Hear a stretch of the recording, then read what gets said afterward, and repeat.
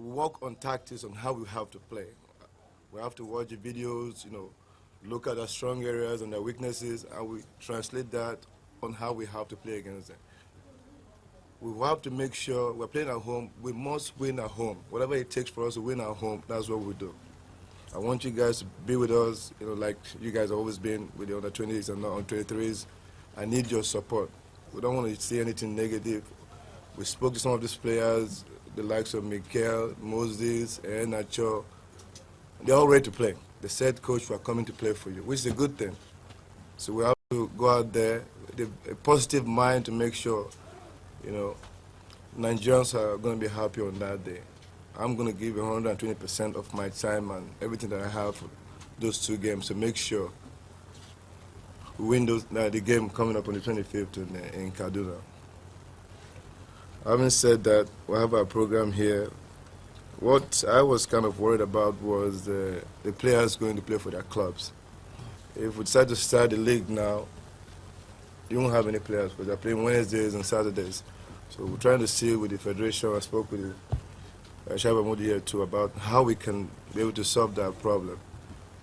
Because these are the only two important games we're playing in this month. If they can suspend the league, the Wednesday matches for them to play only on Saturdays, that will help. So that we can start with the home-based players. I'm actually looking at the weather in Kaduna. These guys are playing in a very cold weather now. How will they come over here and survive? So these are the areas that I'm very concerned about. It's going to be very difficult coming from the cold and coming to play in a very hot weather. How can we manage that? That's the biggest problem I think we'll have.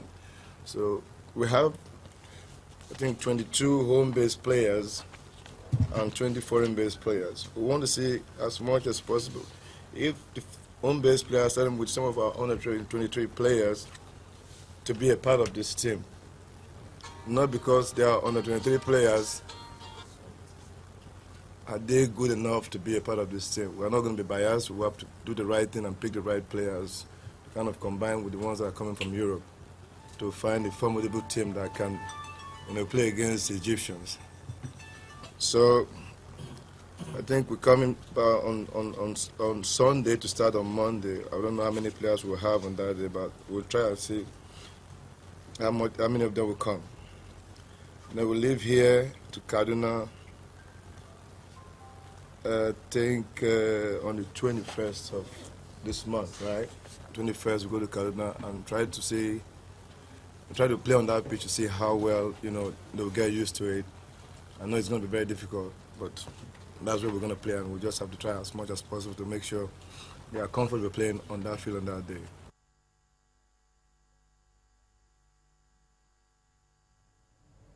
Well, that's Super Eagles coach, Samson Siasia. I don't want to mix up the names this time.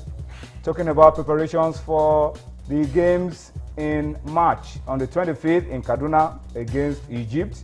And of course, 4 days after, on the 29th, we'll be playing Egypt again in Alexandria. Well, let's just give you a little test before the end of the show.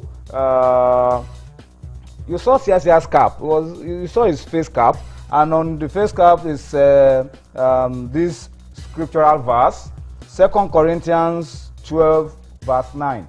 2 Corinthians 12, 9. Tell us what's in 2 Corinthians 12, 9.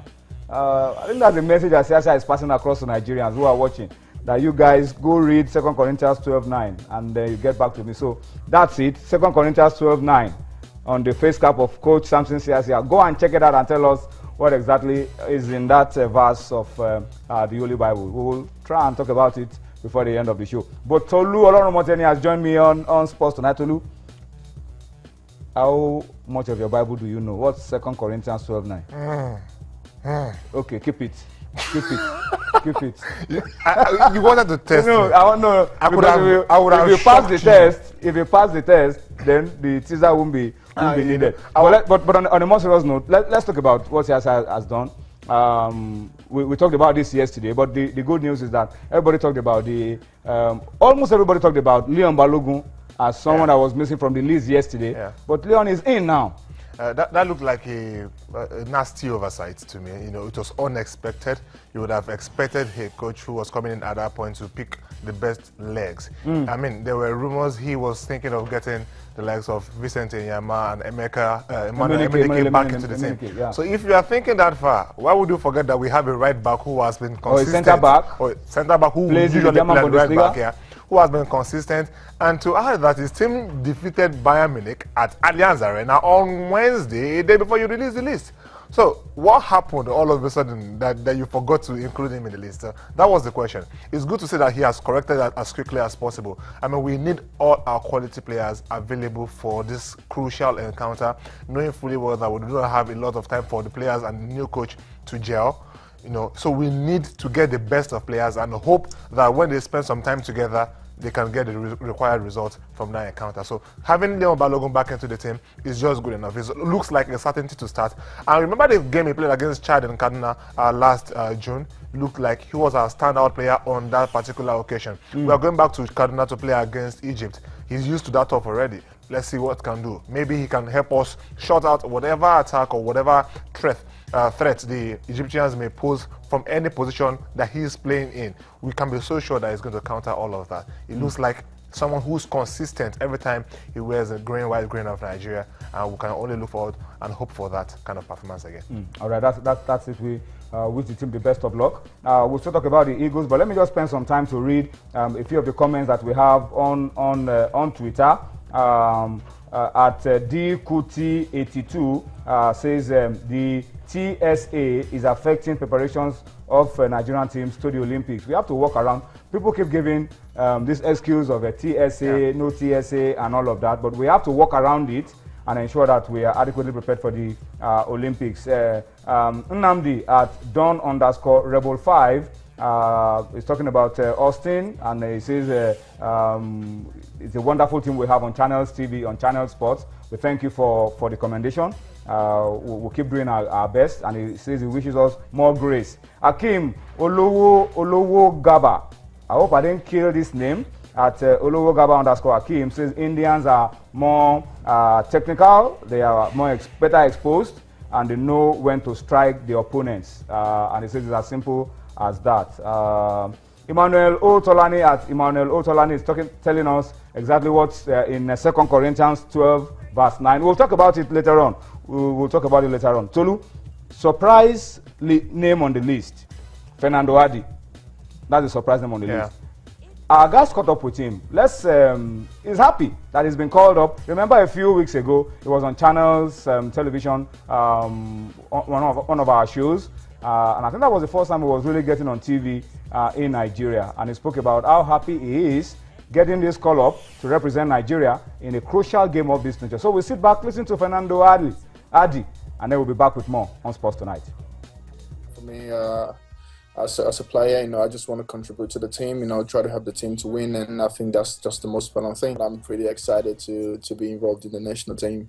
Just because of we've been having up and down in the national team doesn't mean we should be scared of Egypt, but Egypt is a good side and we have to respect them. But you're talking about Nigeria, you're talking about Super Eagles here, so we can all do something amazing to the team. We can all work together, try to get a victory, and of course, if we come together as a team and play well, we're going to win. And for me, individually, I'm just there to contribute as much as I can to help the team win. We talk about Egyptians. I've seen some of the games, and they have some good, fast defenders. And sometimes, you need a player who can hold up the ball for the team, and that's how you get midfielders coming. But, of course, depends on the coach, but I'm a target forward, and I can play as a target forward, and I think that can bring a different dimension to the Super Eagles.